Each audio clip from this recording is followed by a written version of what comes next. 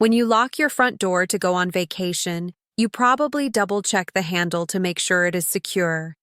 You might ask a neighbor to pick up your mail so it does not pile up, or perhaps you leave a light on a timer to make it look like someone is awake inside. You do all of these sensible things to signal that someone is home, or at least to hide the fact that the house is empty. But there is a modern habit that undoes all of that hard work in a single second. It is the act of posting a photo of your luggage, your airline ticket, or that beautiful beach view while you are still currently there. By doing this, you are effectively broadcasting to the world that your sanctuary is empty, unprotected, and available. It is the digital equivalent of hanging a sign on your front lawn that says, "Nobody is home." Hello, I am Dr. Laura Simmons. Welcome to Senior Safety Check. I've also added a helpful guide to the Senior Health Guide app, linked below. Now let's dive in. I want to ask you a quick question before we get started. Do you usually post your travel photos while you are still on the trip? Or do you wait until you get back home to share them? Let me know in the comments below. We live in a time where sharing our joy is instant. We see a beautiful sunset, we eat a delicious meal, or we reunite with family members we have not seen in years, and our first instinct is to take a picture and put it on the internet. We want our friends to see it. We want to share that happiness. That is a beautiful human impulse. However, for those of us in the second half of life, we often view the internet as a community of friends. We assume that the people seeing our photos are just our loved ones. The reality, unfortunately, is quite different. Criminals have evolved. They no longer need to drive around neighborhoods looking for dark houses or overflowing mailboxes. They can simply sit behind a computer screen and scroll through social media to find their targets. They look for specific keywords, hashtags like vacation or travel, and location tags that show you are hundreds or thousands of miles away from your front door. Stay with me here. I want to tell you about a couple named Martha and Bill from Ohio. They had been planning a trip to the Grand Canyon for nearly a year. It was a bucket list trip for them. Martha was very active on social media. She loved keeping her church group and her former colleagues updated on her life. The morning they left, she posted a photo of them at the airport with the caption saying they were off for 10 days of adventure. Every day of that trip, Martha posted wonderful photos. She posted the red rocks, the hotel views, and the dinners they ate. She was having the time of her life, and she wanted her friends to know. But while Martha and Bill were admiring the canyon, a group of thieves was admiring their empty house. The thieves knew exactly where Martha and Bill were. They knew they were in Arizona. More importantly, they knew Martha and Bill were not in Ohio. When they returned home, tired but happy, they walked into a nightmare. Their back door had been kicked in. The house had been stripped of jewelry, electronics, and family heirlooms. The police officer who took the report asked Martha a question that surprised her. He asked if she had posted about her trip publicly. When she showed him her phone, he gently explained that she had given the burglars a precise timeline. They knew exactly when it was safe to enter and exactly how long they had to work. I share this story not to scare you, but to make you aware of how information flows today.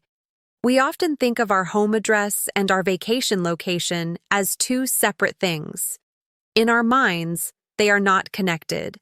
But to a stranger online, connecting your name to your address is often very easy. If you are listed in a phone book or if you own property, your address is public record. When you combine that public address with a real-time photo of you sitting on a beach in Florida, you have given a criminal a complete picture. This is important. You might be thinking that your account is private. You might think that only your friends can see what you post, so you are safe. This is one of the most common misconceptions about online safety. Privacy settings are helpful, but they are not a vault. There is something called the friend of a friend loophole. Let's say you post a photo and your account is set to private, but then a friend of yours comments on that photo. Maybe they write, "Looks beautiful, enjoy the sun." If that friend's settings are not as strict as yours, or if they share your post to their own timeline, suddenly their friends can see it. And you do not know all of their friends. You certainly do not know the strangers who might be looking at their profile. Information leaks out. It ripples outward like a stone thrown in a pond. There is also the issue of metadata. This is a bit of a technical term, but I will explain it simply. When you take a photo with a smartphone, the phone does not just capture the image. It also records hidden data inside that picture file. It records the date, the time, and often the exact GPS location where the photo was taken. When you upload that photo directly to certain platforms, that location data can sometimes go with it. Savvy criminals know how to look at this data. They can see that a photo was uploaded 5 minutes ago from a specific resort in Mexico. If they know you are in Mexico, they know you are not sleeping in your bed at home. It removes all the guesswork for them. They prefer targets where the risk of confrontation is zero. An empty house is the perfect target. Let's look at another example, this time from across the ocean. There was a woman named Sarah who lived in Manchester, in the United Kingdom. Sarah was very cautious. She prided herself on being careful. She never posted her full name, and she thought her profile was completely locked down. She went on a solo trip to Italy to celebrate her retirement. She was careful not to post anything on her main feed. However, she met a nice couple at a cafe in Rome. They took a selfie together, and the couple posted it on their own social media page, tagging Sarah. Sarah approved the tag because she wanted to remember the moment. The problem was that the couple's profile was completely public. Anyone in the world could see it. A local criminal gang in Manchester monitored social media for locals traveling abroad. They saw the tag. They saw Sarah was in Rome. Even though Sarah had been careful, the connection was made. When Sarah returned, she found her flat had been broken into. She felt violated. She felt that she had done everything right, and yet it still happened. The lesson here is that on the internet, your safety is often only as strong as the privacy settings of the people you are with. When you are traveling, you cannot control what others post, but you can control what you share and when you engage with it. I want you to hear this clearly. The danger isn't just about burglary. That is the most obvious risk. But there are other reasons to keep your location private until you return. There is a growing problem known as the grandparent scam, and social media provides the fuel for it. In the past, scammers would call seniors and guess. They would say, "Hi, Grandma, it's me," and hope you would fill in the name. They would claim to be in trouble and ask for money. But today, because of vacation photos, they do not have to guess. They can make the lie perfect. Imagine you are visiting Paris. You post a photo of yourself in front of the Eiffel Tower. A scammer sees this. They find out who your grandchildren are, perhaps by looking at your previous posts where you wished them a happy birthday. The scammer then calls your spouse, who might have stayed home, or they call your adult children. They say, "I am in Paris, and I have been arrested," or "I was in an accident in Paris." Because they know you are actually in Paris, the lie becomes incredibly believable. Your family is much more likely to panic and send money because the location matches. They see the photo you posted an hour ago, so the story makes sense. You have inadvertently given the scammer the credibility they need to trick your loved ones. This happened to a man named Robert from Texas. Robert was a proud grandfather who loved taking his grandkids on trips. He took his teenage grandson to a theme park in California. He was posting updates every few hours. Back home in Texas, Robert's brother received a frantic phone call. The voice on the other end sounded like a lawyer. The lawyer said Robert had been involved in a liability dispute at the theme park and needed immediate bail money to be released. The scammer knew the name of the theme park. He knew Robert was there. He even knew the grandson was with him because Robert had posted a photo of the two of them eating lunch. Robert's brother was terrified. He almost wired $4,000. Thankfully, he called Robert's cell phone first. Robert didn't answer initially because he was on a ride, which made the brother even more scared. Finally, Robert called back and clarified that they were fine, but it was a close call, simply because the scammer had real-time ammunition to use against the family. Don't miss this. The psychological toll of these events is often heavier than the financial loss. When your home is invaded or your family is terrified by a scammer, it destroys your peace of mind. Your home is supposed to be your safe haven. Your vacation is supposed to be a time of relaxation. Mixing the two in the public eye puts both at risk. We also need to talk about something very few people consider: insurance. This is a rare occurrence, but it is happening more often. Some insurance companies are starting to look at social media when investigating claims. If you file a claim for a burglary that happened while you were away, and the insurance investigator sees that you publicly broadcasted your absence, it could complicate things. They might argue that you did not take reasonable care to secure your property. While most policies do not currently have specific exclusions for social media postings, the industry is changing. Why give them any reason to hesitate before paying your claim? It is better to keep your travel quiet and avoid the argument altogether. So, how do we handle this desire to share? We want to keep our memories, and we want to show our friends. The solution is not to stop taking photos. Take as many photos as you want. Take videos. Document every beautiful moment. But keep them on your phone until you are safely back inside your own home. Think of it as creating a digital scrapbook that you will unveil later. When you get home, you can post them as a throwback or an album titled Our Recent Trip. You can write, "We just got back from a wonderful week in Italy." The key phrase is "just got back." This tells the world two things.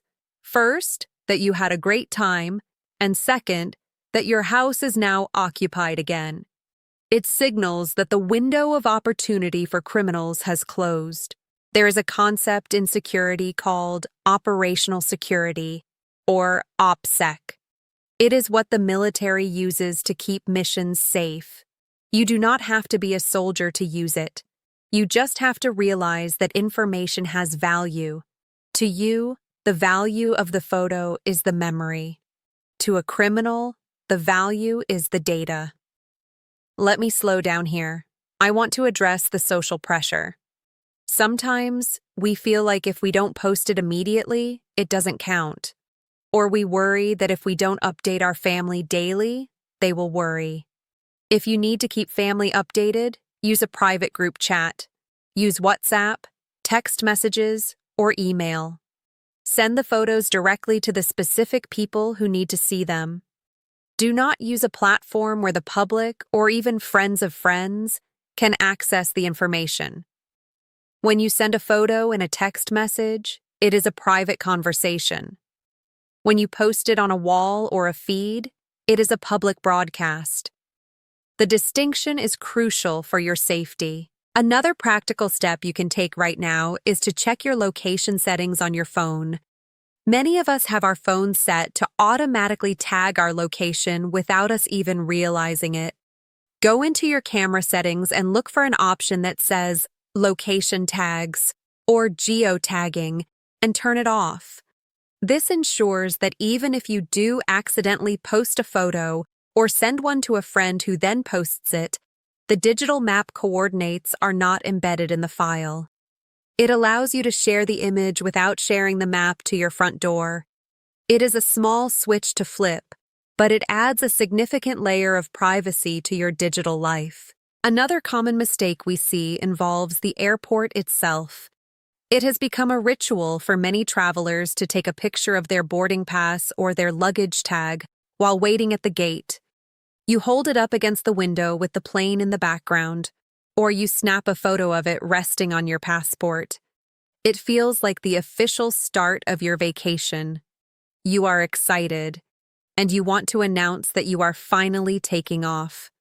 However, that small piece of paper in your hand contains a wealth of data that you should never share with the public. Stay with me here. The barcode or the QR code on your boarding pass is not just a bunch of random lines. It is readable by anyone with a free scanner app on their smartphone.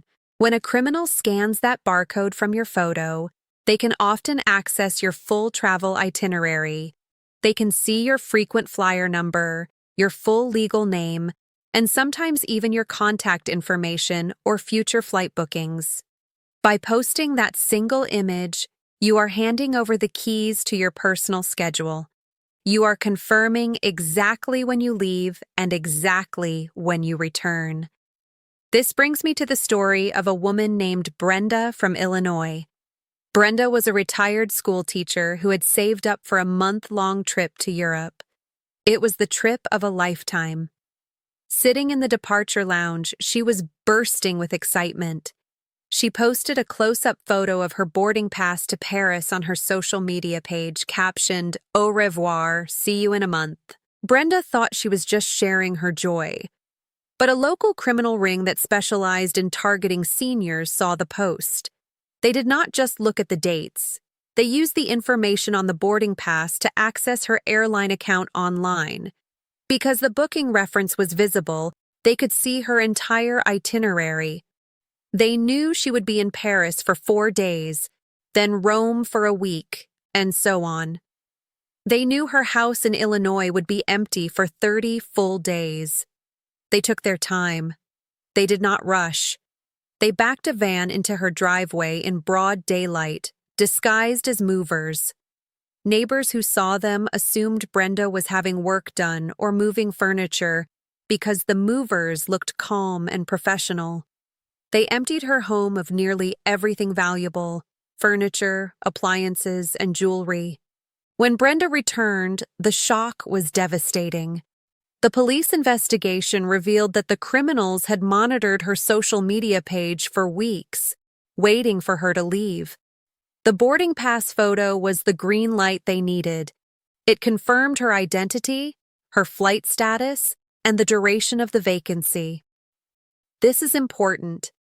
You might think, I don't have public followers, I only have friends. But remember the ripple effect we discussed earlier. Brenda's post was shared by a well-meaning friend, and that is how it ended up in the wrong hands. The safest policy is to never photograph your travel documents. Treat your boarding pass like you would treat your credit card or your social security card. You wouldn't post a photo of those, so do not post a photo of your ticket. Let's talk about another type of travel that is very popular among our age group: the cruise. Cruises are wonderful, relaxing vacations, but they present a unique security risk if you post about them in real time. Cruise ships run on very strict published schedules. If you post that you are on a specific ship, anyone can look up exactly where that ship is, and, more importantly, when it returns to port. Consider the case of Carlos, a gentleman from Spain. I know we have viewers from all over the world, and this issue is global. Carlos and his wife went on a 2-week Mediterranean cruise. Carlos was very proud of the trip. He posted a photo every morning from the deck. Day 3, we are in Barcelona. Day 5, we are in Naples. To his friends, this was a travel log. To the thieves watching his profile, it was a countdown clock. They knew that Carlos was on a ship in the middle of the ocean. He could not possibly rush home. He was trapped on the vessel until it docked. This gave the thieves a level of confidence that is rare in burglaries. They knew they had zero chance of being interrupted. When Carlos returned to his villa outside Madrid, he found his home ransacked. The thieves had even had time to cut open his safe. They knew they had days to work on it because Carlos kept posting his location from the ship. He essentially provided a live security update that said, "I am still thousands of miles away." If you are on a cruise or a guided tour, wait until you are home to post the album. You can still write the daily captions. You can still organize the photos. Just save them as drafts. When you walk through your front door and lock it behind you, then you can hit post. You can title it "My Recent Cruise" or "Look Where We Went Last Week." You get all the social connection and all the likes, but none of the risk. I want you to hear this clearly. There is a psychological aspect to this that we need to address. We often feel a pressure to be live. We see our grandchildren posting stories that disappear in 24 hours, and we feel we should do the same. We want to be part of the conversation, but you must prioritize your physical safety over your digital presence. The internet can wait. Your safety cannot. So, what can you do besides staying quiet online? There are practical steps you can take to make your home look occupied, which acts as a second layer of defense. The goal is to create the illusion of presence. First, consider using smart plugs or simple timers for your lights. Do not just leave one light on the porch. That looks suspicious if it is on during the day. Set a timer for the living room lamp to go on at sunset and off at bedtime. Set a timer for a kitchen light in the morning. If you have a radio, put it on a timer to play a talk station for a few hours a day. The sound of voices is a strong deterrent. Also, be careful with your mail. An overflowing mailbox is a classic sign of an empty house. You can ask a trusted neighbor to pick it up, or you can go to the post office and put a hold on your mail. This is a free service in many countries. It keeps your mailbox empty and your personal information safe at the post office until you return. Let me slow down here. I want to mention one more subtle danger: the check-in feature. Facebook and other apps often encourage you to check in at a location. You might be at a nice restaurant or a museum and the app asks, "Are you here?" If you click yes, it broadcasts your location. A couple named Tom and Mary from Washington State learned this the hard way. They were driving down the West Coast to visit family. They were not posting photos, but they were checking in at restaurants along the way. They checked in at a diner in Oregon. 4 hours later, they checked in at a hotel in California. Thieves who were monitoring online activity in their hometown saw this pattern. The check-ins created a map of their movement away from home. It was clear they were driving south and were hundreds of miles away. Their home was burglarized because the thieves knew the distance made it impossible for them to return quickly. Avoid the check-in button. If you want to recommend a restaurant or a museum, do it after you have left. Do it when you are back in your hotel room, or better yet, when you are back home. You should also be mindful of what is visible in the background of your photos, even if you post them later. We often take selfies in our homes before we leave. All dressed up and ready to go, we might say. But look at what is behind you. Is your alarm system keypad visible on the wall? Can people see the brand of your expensive television? Can they see a calendar on the wall that has your vacation dates circled in red?